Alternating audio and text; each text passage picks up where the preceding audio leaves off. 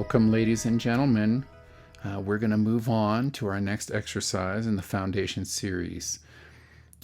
We've really focused on the abdomen up to this point, and there are so many abdomen exercises that we could get into that work within the frontal plane, the transverse plane, and the sagittal plane.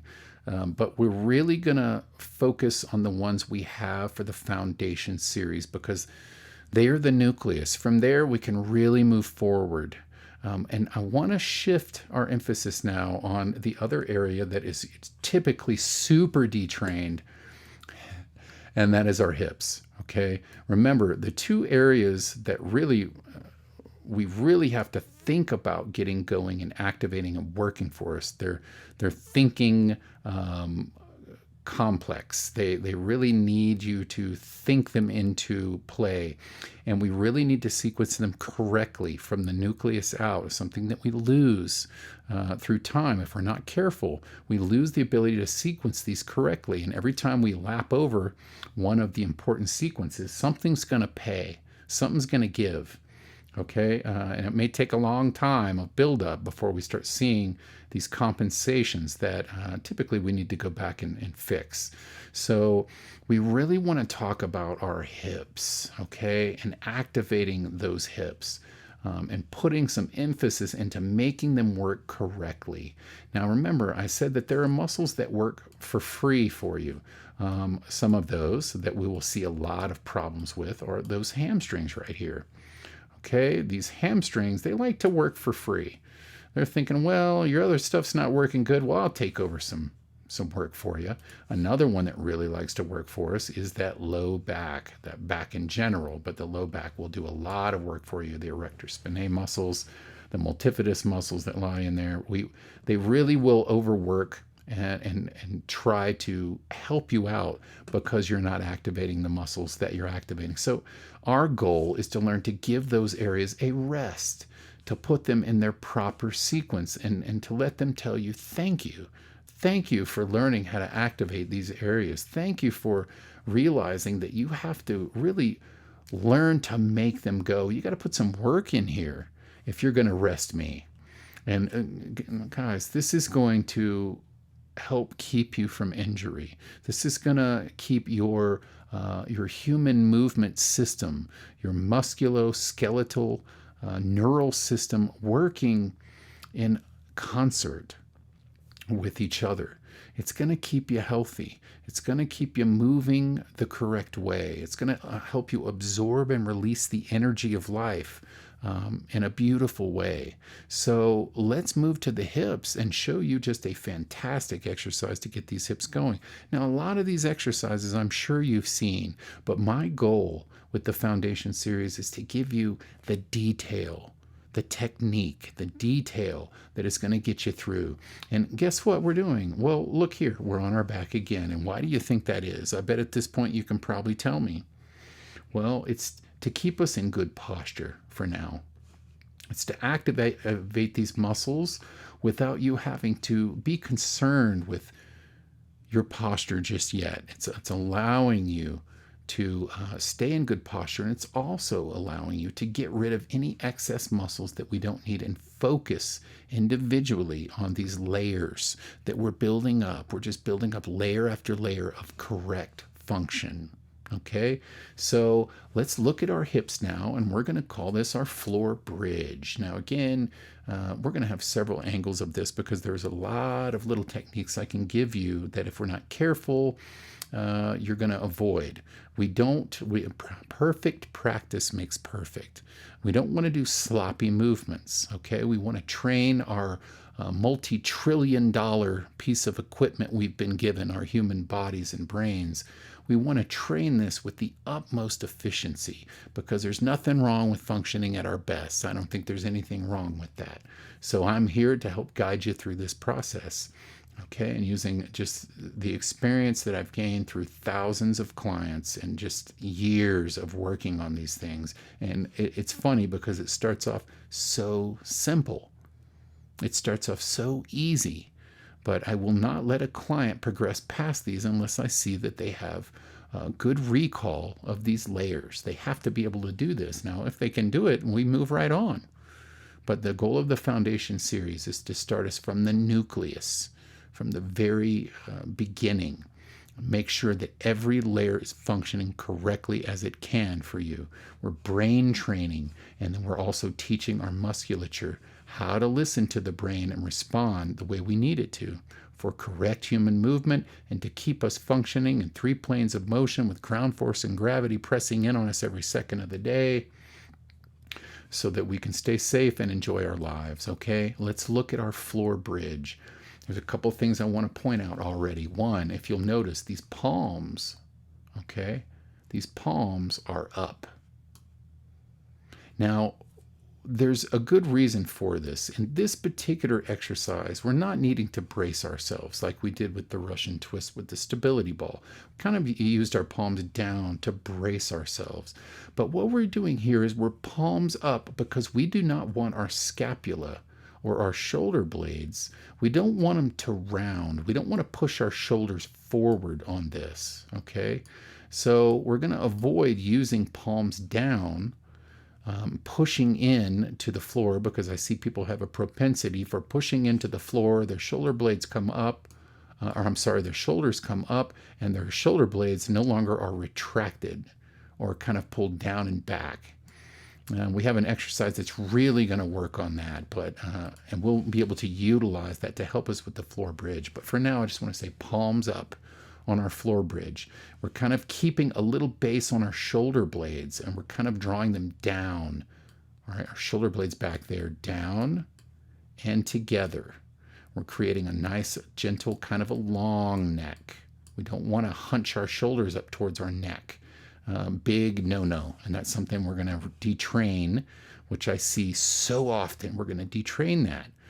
That's going to take many repetitions. They say that, I believe it was Yonda, the physical therapist, says it takes, 3,500 repetitions correctly to create a good brain to muscle engram, or brain through the neural system to muscle engram. 3,500 correct repetitions. And I believe it was said that, please forgive me if I'm misquoting this, but it's 5,000 repetitions to detrain a bad engram. So your brain calls the play, the muscle ends up performing the incorrect pattern. It takes 5,000 repetitions to undo that pattern, brain to muscle connection. Remember, your brain is the coach. It's the conductor. It's calling all the plays, okay? And the rest of your musculoskeletal system has to perform it with the utmost efficiency. So with his shoulders coming up is going to be a big problem we're going to find for many of you. So we have to detrain that. And then if it takes 5,000 to untrain the bad engram and then another 3,500 to create a good engram, that's a lot of repetitions, okay? We need to get started on that now. So I don't want anyone doing one repetition incorrectly. Again, guys, work with me Skype, work with me FaceTime. I'm more than happy to meet with you on there. I can see what's going on. And if you can hear me and you can see me, we're going to be able to get this going for you. I've done it over and over and over again. You just have to have the patience to go through the process of correctly training these engrams in. Once you do, you will be thankful. Your body's going to thank you. Okay, so this floor bridge, we're going to go palms up. We're going to keep the shoulders down and back, gentle, long neck. Okay, now there's a lot going on here because this is one of the few times we're engaging two systems. Okay, we're not only engaging our hips here, okay, but we're also, guess what? We never leave this out. Guys, we never leave this out. This abdomen is going to be working for you every repetition of every single movement. That's a lot of good repetitions that you're building up, okay? So here's part of the deal. Our distance between our feet, we do want some distance. We really want about 6 to 8 inches, okay? 6 to 8 inches between the feet. And here's one of the deals that we run into. Either the knees, we want the center line of the knee to line up with a second and third toe. Okay, so center line of the knee is really going to line up with second or third toe. Here's part of some of the issues that we'll find, especially if you have muscular imbalance in this lower leg or ankle. Okay, some of the things we'll find. You're going to turn your toes out. Now, this is a big no-no that we got to get rid of. And if it's something that we need to fix beforehand, again, call me up, let's book a session, and we can start working on fixing these little issues that are going to pop up. We need those feet straight ahead. So you imagine that each foot is the hand of the big hand of a clock, and it's pointed directly at 12 o'clock. We don't want this external rotation or turning out of our feet. Usually that means we've got some interesting things going on up here in our calf musculature in the front, our anterior tib, our calf musculature becomes a bit whopper-jawed, and we have to fix that. Okay, so one of the big deals we're going to start with is toes and feet pointing straight ahead. All right. Second thing, we got about 6 to 8 inches between the feet. The third thing, we're going to have our knees lined up with the second and third toe. So center line of the knee lines up with second and third toe. A lot of times what you'll have is your feet will be in here and your knees are going to be out here. I'm exaggerating, but they'll be out a little farther. All right, not a good move. Okay, so we need the knees to be lined up. And I'm going to give you another angle of this to show you what I'm talking about. And I'll also show you a way to help fix that if it is a problem. Okay, so we don't want the knees too close together, and we don't want the knees too far apart. They're going to line up with your feet that are pointed straight ahead with about 6 to 8 inches between the feet, which means about 6 to 8 inches between your knees. Okay, now another thing, we're going to make sure that our feet are not too close to our hips here. Okay, we don't want them too close, and we don't want them too far away. All right, if we don't have it in the right spot, then typically what's going to happen is you're going to fire these guys off, these hamstrings. Now again, if we find through our eval that the hamstrings are too tight, then one of the things we do when we get to this already, that we would have been through a flexibility protocol, a program to help loosen that up. But what we would also do is, if I find that you have a chronic problem with it, is before we even get to this exercise, and this is a more advanced exercise because we're having to utilize two systems at the same time, okay?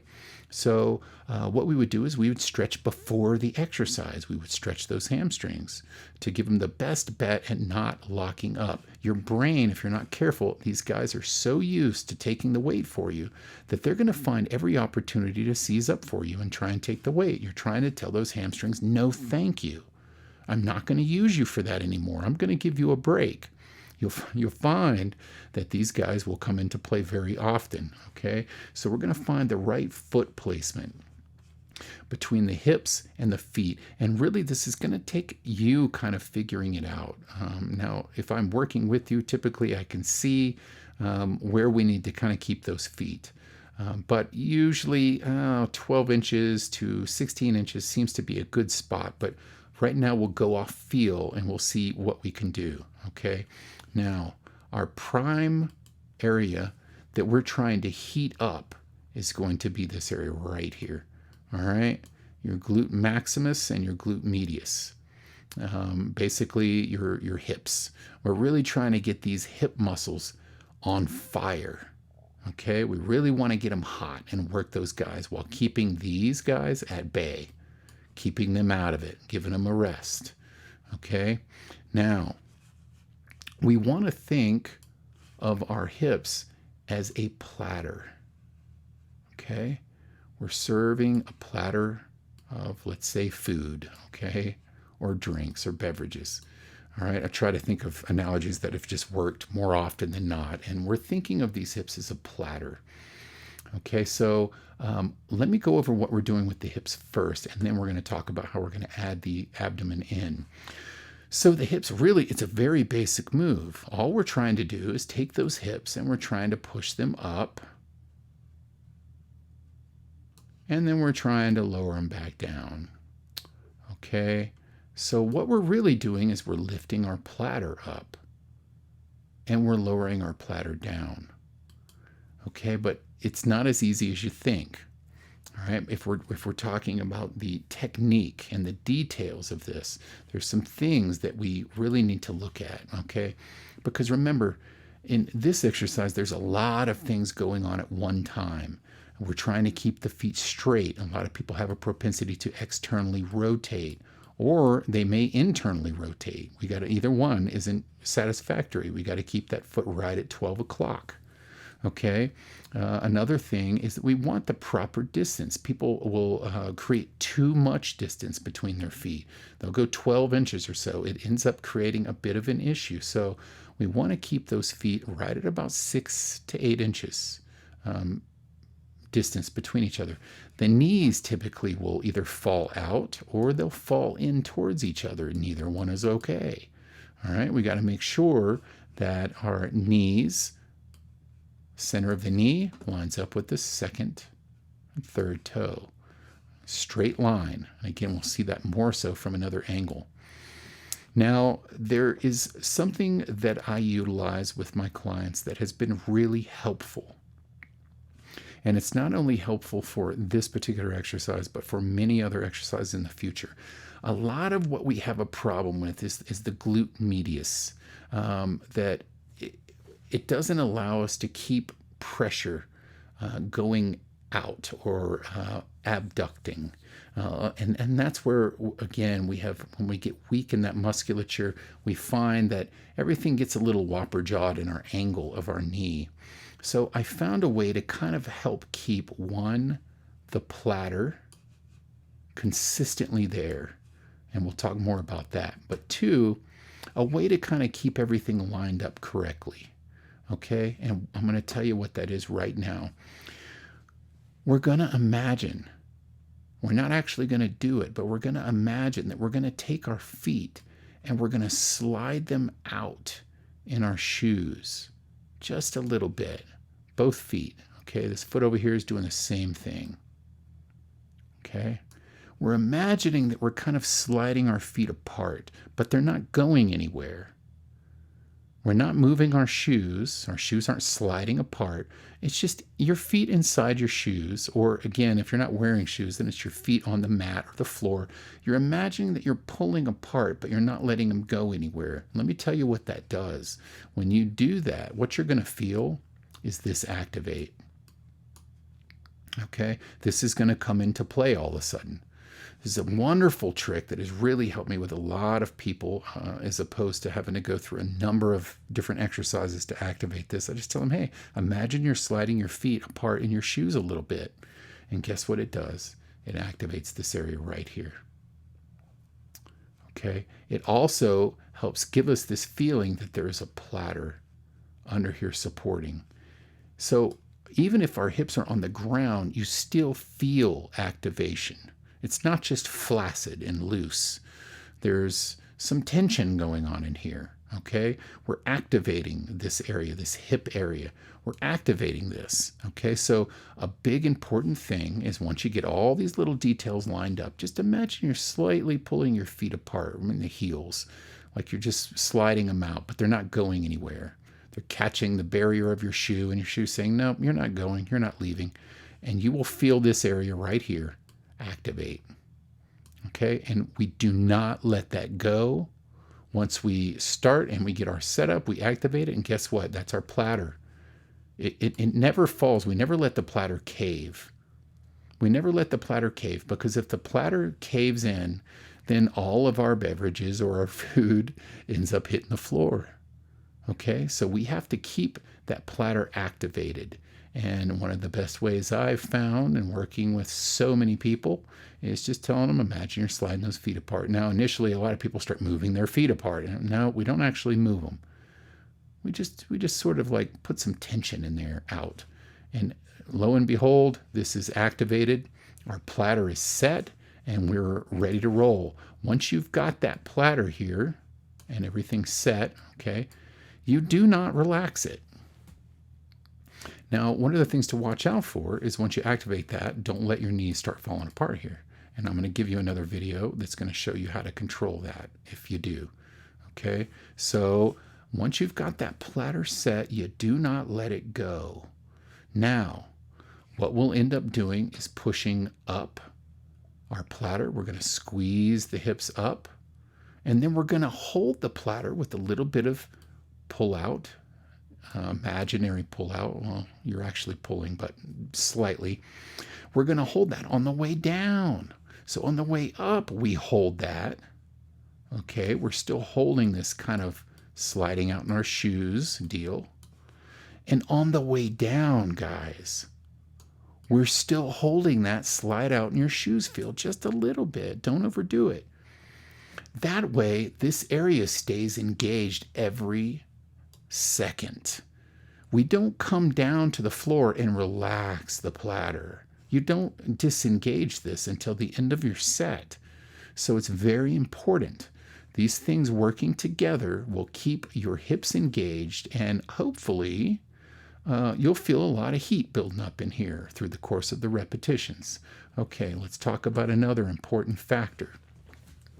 Now remember, we mentioned the things that will help you for free. We talked about your hamstrings here, right? They will help for free. So a lot of times what will happen if you're not careful and you push up, these guys are going to seize up on you. Okay, your hamstrings are going to get tight. A lot of times you'll hear people say, oh, my hamstrings, they're getting really tight, or they're feeling the heat here. That's something we've got to detrain. Okay, so there's one area, and again, one of the great ways to help this out is this little sliding your feet apart slightly without actually moving them. Okay, it keeps your hips engaged. And so if your hips are engaged, then the hamstrings get to take a little bit of a holiday. It can take some work to get there. But okay, there's one factor. Another factor, and remember, we mentioned we're keeping that engaged on the way up and on the way down. And even when we're down, you just barely touch that floor. You don't hit the mat and then let everything go and load it up again. No. We're going to keep that engaged all the way up, all the way down, and between the down to up. Okay, it doesn't go away. So we're going to have to watch how far up we go, because if we go up too far, you're going to engage these guys. All right, so we're going to be careful at first to only go up slightly. And when we go up, we're pushing from our hips. We're squeezing those hips and propelling up from our hips. Okay, so very important. And again, this little deal here, I can't mention it enough, will help you with that. But you're squeezing with those hips and pushing them up and giving a good squeeze without engaging here. And then we're going to talk about the other problem that we will engage if we're not careful. Remember, the other area that we mentioned what likes to take weight for you is that back. All right, and right now we're talking predominantly about the erector spinae, or the low back musculature. Okay, now a lot of times we have individuals, and the low ab press exercises help this, with too much lordotic curve, okay? Too much lordosis, which means if we're looking at our back, there's too much curve in our low back. A lot of times if your abdomen's here, what we'll find is our abdomen's not working correctly, and our low back gets too much curve in it, and the hips kind of posteriorly tilt, or anteriorly tilt, I'm sorry. And it creates a curved back, too much curve, which the low ab press is excellent at negating. Okay, but we've got to watch out here. We've got to watch out when we press up. If you're not careful, what's going to happen is the two areas that want to work for free, remember, number one is those hamstrings. They're going to come into play and they're going to tighten up on you. Number two is going to be that low back. If you go up too high, you're going to find you're going to start feeling pressure back here. Now, all of this is a setup before I even show you the exercise, okay? So we really have to be careful not to go up too high. If you have really worked on, and again, if you work with me on program design, I'm going to find the best design to help you make sure that we avoid these things. I'm going to look at how you recruit your different areas, and it's going to help me decide we really don't need to get to this for a while. Let's work on if we have too much lordosis and low ab press, you're going to be a master of that, because it's going to help remove too much of your curve. And when we do this exercise, it's going to help you out a lot. It's going to save you from feeling like you're pushing into this too much. So there's a couple of things that we'll talk about as we go into this actual video to give you an idea of how to control this. Okay, so the two areas we got to watch out for seizing up on you, we're getting tight, is going to be that low back and these hamstrings. And you're going to find that you're going to want to keep these guys at bay, and you want your abdomen and your hips to do the work for you. And this is something that can take some time. It's going to take some time to remember how many incorrect repetitions or incorrect ingram, how many repetitions it's going to take to fix that. So it's going to take some time, but let me tell you, it is more than worth it. I bring so many people through this, and it ends up being something that serves them the rest of their life. It is gold. It is super valuable. So let's take a look at the exercise, and then we're going to go through a few more things because we haven't even gotten to abdominals yet. Okay, we haven't even gotten here. All right, so let's take a look at it. All right, what you're going to find I'm going to do is I got to, guess what, guys? Breathe in, load the air, pull down and in. Before I even make my move, there's my breath, there's my pull. Boy, we see that all the time, don't we? And then here's my press. Okay, so let's freeze. All right, so first and foremost, we've got to set up our abdomen for the propulsion. Remember, every move that we make typically gets a setup in the abdomen. Now, for little bitty things, we get a very, very, very small setup. And this should happen naturally. As we get really good at this, it should. But when we make a bigger move, okay, when we make a bigger move, we have a bigger setup. And let me tell you, for a majority of us, pushing your hips up correctly off the ground, engaging your hips correctly while not engaging the hamstrings and low back, it is a bigger move for a lot of us. Okay, so we need a good setup on the abdomen before we press. So you can see now, all right, we're tied here. We have two things going on. We've got our hips and our abs, and they have to work together. Okay, it's almost as if we've got a tie working, an anchor right here, and everything's tied together. Okay, very important. So at this point, the benefit, as we've worked through the other exercises of the foundation series, is that you now know how to load this. Okay, it's not, and that's why I don't get to this exercise for a while, because it takes so much to learn to recruit this correctly and to learn to recruit this correctly. To try and do both at the same time, it really, I've done it, it happens, but it is tiring for me and the client. It's tiring to think of so many things happening at one time.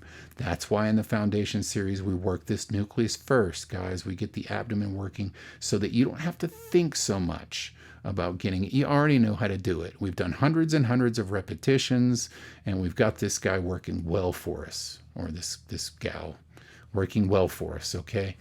So at this point, what I am doing, and you can see that my feet aren't directly underneath me. Now, you might be able to get away with that. We have to kind of figure out where this angle is going to be so that we can get the correct hip recruitment. And we're going to stay away from our hamstrings, and we're staying away from this lordosis here, this curve, and curving it too much. So here's what I would mean. If we do not have a little bit of this pulling out going on in our shoes with our feet, activating this hip, creating this platter that does not let go, right? All right, if we don't have a little bit of this going on, what typically will happen is you may get a little bit of press with your hips, but often you're going to press with these hamstrings as well. They're going to press because they're so used to doing it.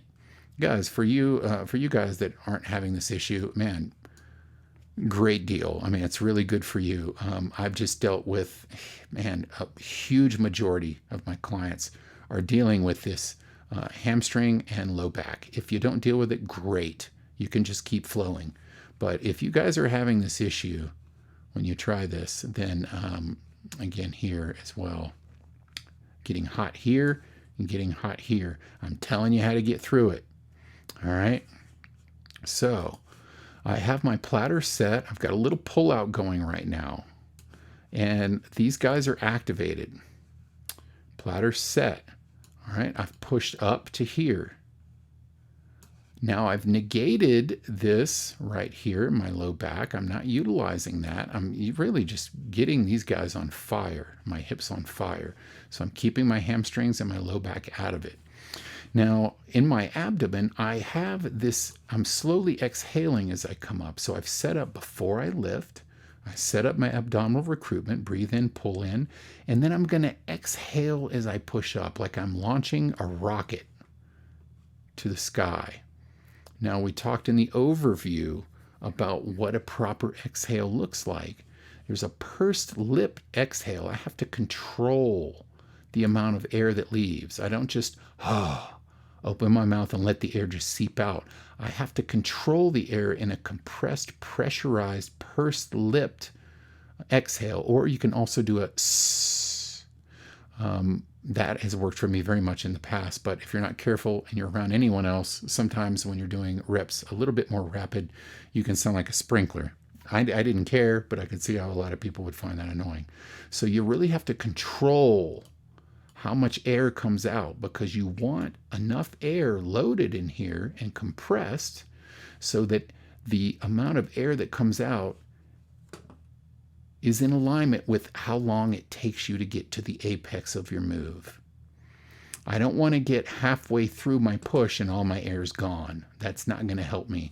Again, it's one thing if, for some of us, that we're just pushing our hips, but imagine if you had a 200-pound medicine ball on your hips and you had to get it up.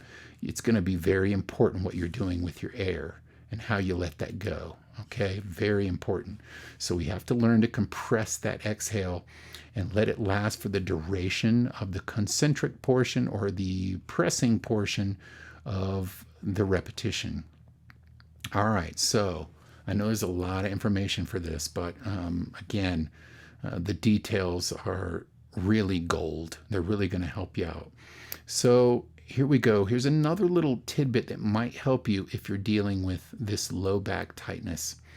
Okay, so if you find when you get to the top of your repetition that you're starting to get this low back tightness, one thing that you can do is not go up so high. Control how much you go up. Maybe just go up less and see if that helps. Another thing, another big deal here that has helped a lot is if you're feeling this pressure here, and the lower ab exercise has not been able to negate this. You're still recruiting too much curve or lordosis. A lot of times when people push up, they create more curve. Okay, so one of the things that you can do is when you get to the top, if you're feeling that pressure, is do just a little posterior tilt. And what we mean by that is you just kind of tuck your tail under a smidgen.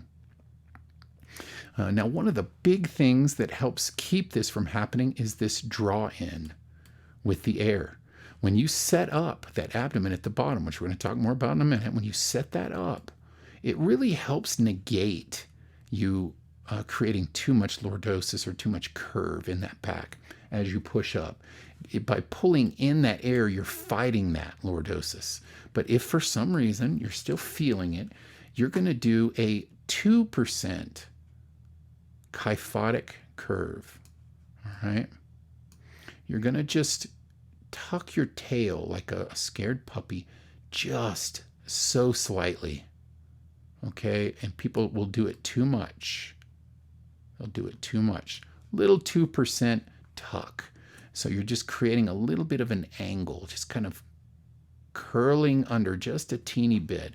And a lot of times you'll find that takes that away. Okay, so there's a couple of things that we talked about. One, the load up is key.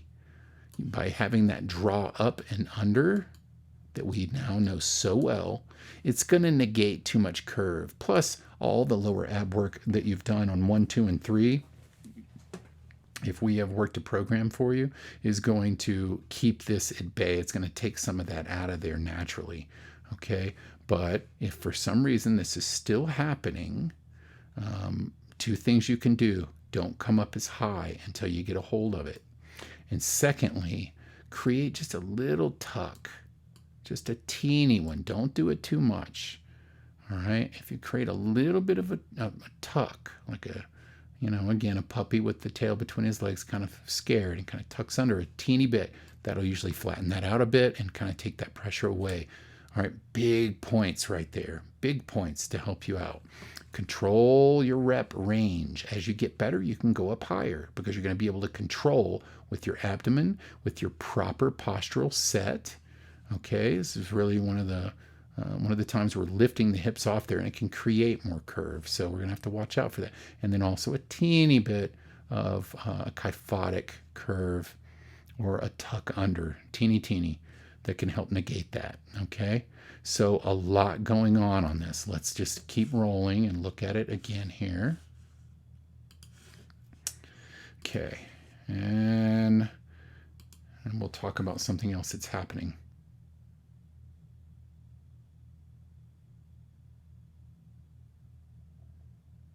There's my push-up. All these things are happening at one time. Okay, and I want to point out, is there something that you're not noticing in between when I come down here? First of all, I'm keeping my platter. I'm not letting go. So even now my hips are hot. I'm keeping a little bit of a pull-out going.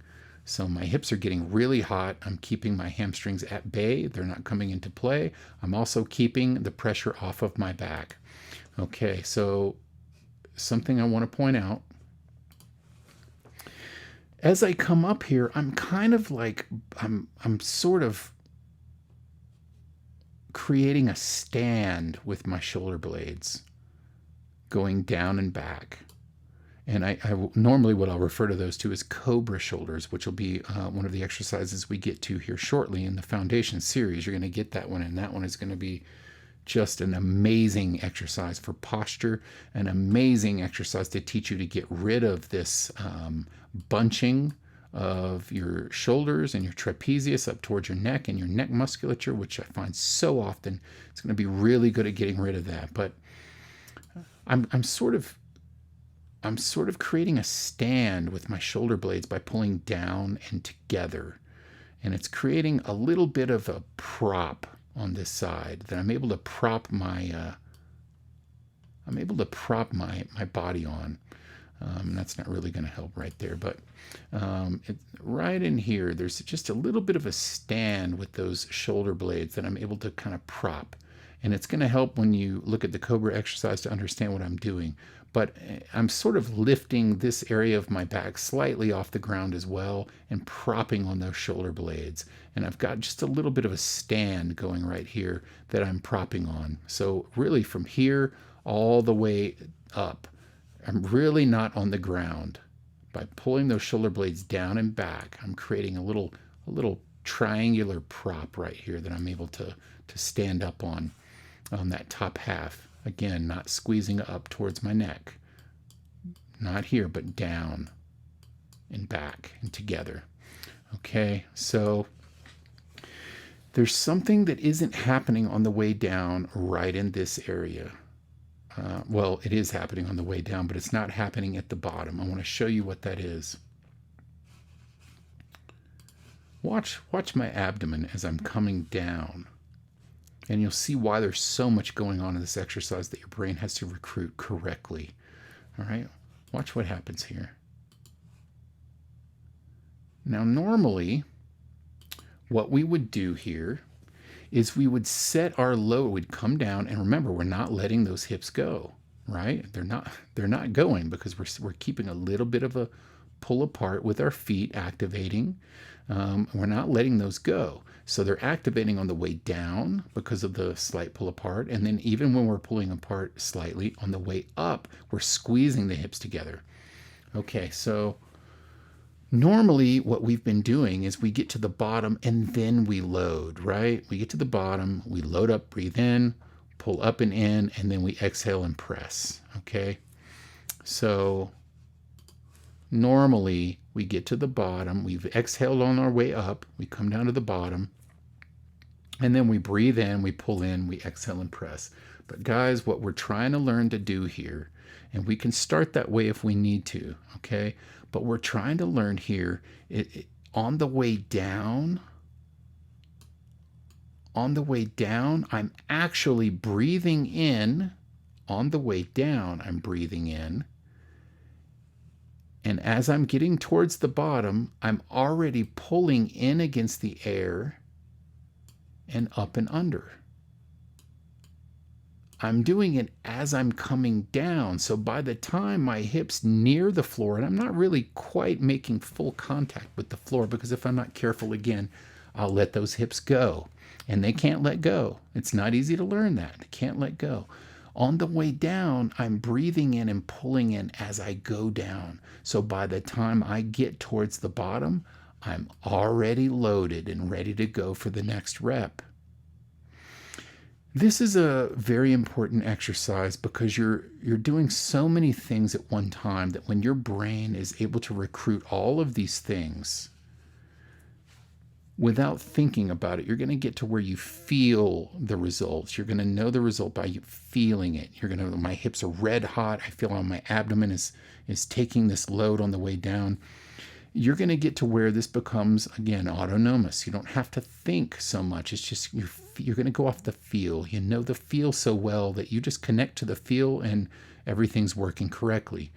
But I want you to imagine, okay, if I have a 200-pound medicine ball sitting right here, and I'm using 200 pounds just to fully exaggerate this idea, because I certainly don't recommend that. All right. If I had some enormous weight here, or a child, or an adult, someone standing here, right? They're standing here. When you're coming down, you really don't want to not be loading. That's a lot of weight to try and support on the way down. So you really want to be loading as you come down.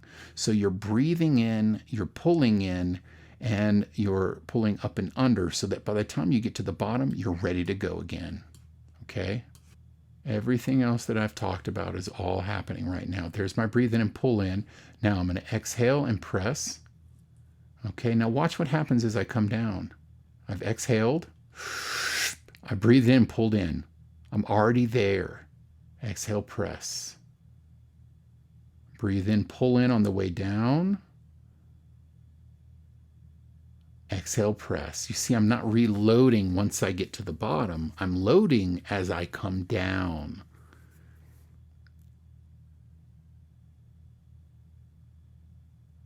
Very important, and you can kind of tell I'm propped up here. I really don't let those hips come and touch all the way down. I'm being careful not to push up too high and recruit my low back. I'm really just engaging these hips. And more often than not, you'll find individuals will overdo the push-up and end up engaging the low back or, again, the hamstrings. If they're pushing from the feet, you're going to find a lot of hamstring recruitment. So a big deal here. I know I have a lot of details, but as I'm coming down, I'm actually breathing in, pulling in and up and under before as I'm getting to the bottom. So by the time I'm here with my platter still engaged, I'm ready to go. I'm ready to propel again. Okay, it's a big deal. So you can see a lot of detail is going on here. But let's go to another view so you can kind of see what's going on with the legs. But refer to this video often. It's really important that we can get these two systems working together because it's going to serve you so many exercises in the future, especially once we actually have to stand up and move and do things dynamically. This is going to be a key for you. Loading and absorbing and compressing that air and keeping your hips engaged simultaneously, taking the weight from the back and the hamstrings. These two areas that you have to think to make go, well, now you're having to think to make them both go at the same time, okay? And it can be done. Any issues, let's do a Skype. I can get you going. I can see what's happening and point these things out to you. Okay, let's get another angle and we'll see if we can't get a little more clarity on this particular exercise.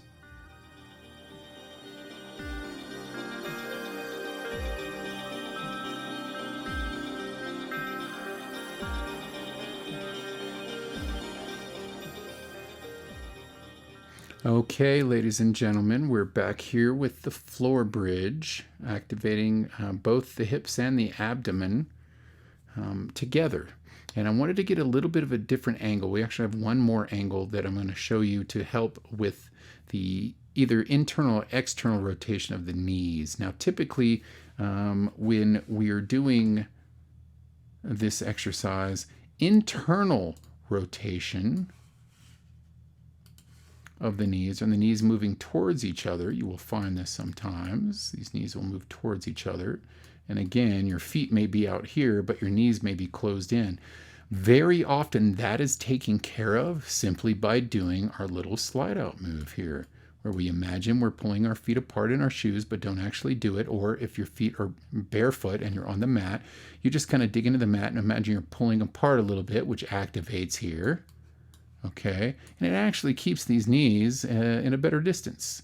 It's when this isn't working that these guys tend to fall in, right? You'll see that when people just don't recruit the hips because they just have lost the ability to do so maybe. So what we're also going to look at here is, and actually my toes look almost like they're a little bit internally rotated. So do as I say, not as I do. We want those guys right at 12 o'clock. Okay, so I'm being real picky right here, but that's okay. I'm pretty picky in how I expect my human movement to look. So we've got our upturned palms, right? So that keeps our shoulders from, if we turn them down, often you'll press and it'll keep those shoulders moving up, which we don't want to do. You'll notice that I'm kind of going to be propped on my shoulder blades down and back. Let's take a look at this from the side. All of the same things are still in place, okay? I'm about 6 to 8 inches between heels, probably about 6 to 8 inches between knees. I get my platter here and I do not let it go, which also is helped by that little pull-out thing we talked about in each foot. Okay, and all the way up, I will squeeze in with my hips, and I'll only go so far as to not activate hamstrings or low back. And on the way down, I keep this happening so that I keep my hips engaged. And then we're learning to really get those hips to work for us, okay? Also, you're going to notice the big thing that we pointed out from our first angle. I'm loading up, probably in the beginning, I'm going to load up one big one before I go, but as we do the repetitions on the way down, I'm going to load as I go. So I'm going to breathe in, and pull up and under. And my rib cage, again, you'll notice when we load up correctly, that rib cage rises up a little bit and gives us that good look, which is, again, one of the benefits of being on the floor, keeping posture open. Open, open, open. We've got to take this and we've got to be able to do it while standing, guys. So it's where our posture stick, which we've used on a few exercises in the foundation series, is going to become huge in making sure all these foundational movements that we're doing are going to be strong enough to keep us in position when we're standing.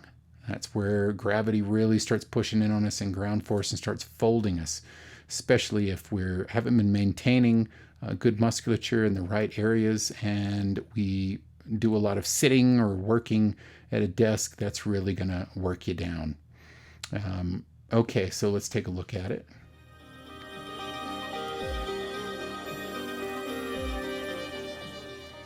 All right, let's see. There's my big load right there. Bam, got it. I'm loaded compressed ball of air. There we go. Nice. Okay. Good. Breathe in, pull in. Exhale, squeeze. And we'll freeze that there. Okay.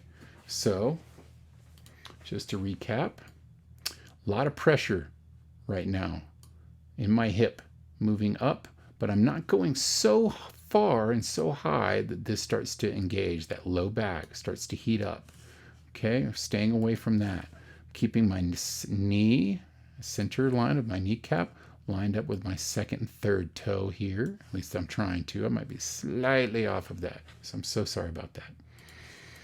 All right, and then you can kind of see my positioning. I'm propping on those shoulder blades a little bit so that I'm trying to take that center portion of my back right down the middle and just get it up off the floor. All right, just slightly.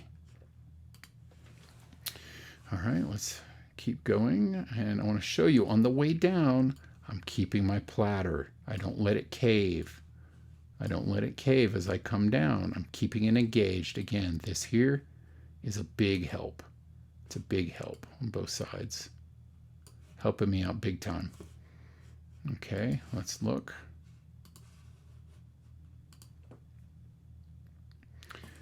Breathe in, pull in. I'm already ready to go. So that when we go back up, I'm already engaged. Okay, there's a lot of pressure in here right now. It's a lot of heat building up. And remember, as I'm coming down, it's still hot because I've got that pressure going out. So I'm not letting these go on the way down. They're still engaged. And notice I touch, but I don't collapse when I get down there, okay? I don't collapse. Once I come down and I touch, all right, a lot of things happening. I'm coming down, keeping engaged, just touch, and then here we go, ready to squeeze again. They never get a rest. And then again, the big portion here, I'm breathing and pulling in, and I'm already loaded with pressurized ball of air before I come back up. So important. These stay engaged the whole time. And this is what's really working and recruiting. Exhale through pursed lips. Breathe in, pull in, create the ball of compressed air. And then exhale slowly as I rise up. Let's take one more look and also a way we can fix the problem of the knees wanting to move out this way, which is more often than not what I see. The knees just want to lag out here. And we got to use a little bit of adductor or inner thigh to keep these guys in alignment. So let's look at that.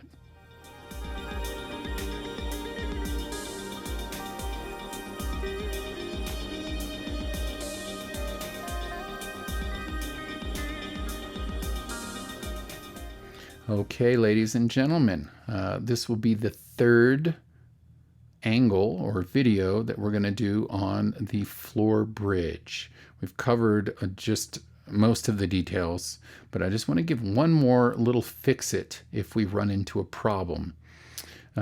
Very often, as I mentioned, you will find that if we're not careful, these knees will externally or abduct and move away from each other and create a malalignment that we want to get rid of.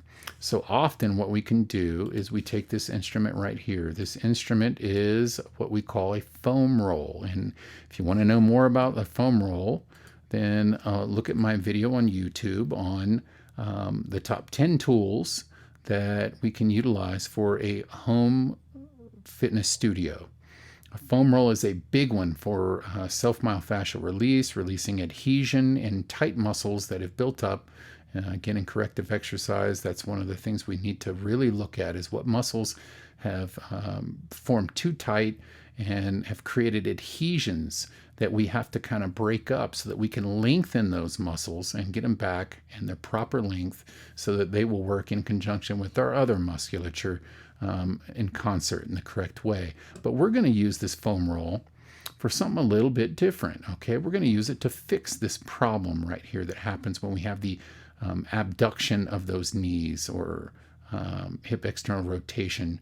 And we need to bring them back together and we need to tighten this up a little bit. So all I do is I will slide this in between the inner knee, and it will create on the adductor, the muscle right inside of the thigh, on that right thigh and left thigh, it will create the ability for those muscles to engage because they've become just too weak. All right, and we have to strengthen those up a little bit, and this kind of takes care of that in a really cool way. I've seen this work many, many times. So we'll just put that foam roll. It doesn't have to be a foam roll. You could put a pillow that you kind of roll up There's many different instruments that you can use, but in my studio, I have a little foam roll here that I will often use to help fix this problem rather quickly. So we will just slide that in the inside the knees, and they'll have to keep some pressure in on this so that it doesn't just fall or lag. So again, we'll get our 6 to 8 inches between the feet, our 6 to 8 inches between the knees, which this roll kind of keeps engaged. And then everything else applies. We've got our platter. We've got our slight pull apart in the shoes here to keep this area activated, especially on the way down, but also on the way up. We're going to squeeze those hips together as we come up. On the way down, we're going to breathe in, pull in and up and under, so that by the time our hips near the floor, they're ready to go again, and we're going to control that exhale through pursed lips so that it lasts the duration of the press up. So let's take a look at this in action and see what we got.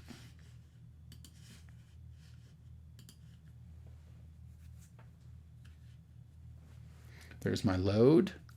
There's my exhale and squeeze. You see, I don't push up so high that I'm engaging my low back. I'm just trying to get the hips. You'll find people with the lordotic curve in their low back, too much curve in their low back. They just push way up there. That's what their brain recruits. And that's what we do in an eval is I look to see what your brain does. When I call a play, I want to see what your brain does with the musculature and see how well coordinated they are. And often we find there are imbalances and things going on and mishap between what I tell the brain to do and what the body does. And we just have to correct that.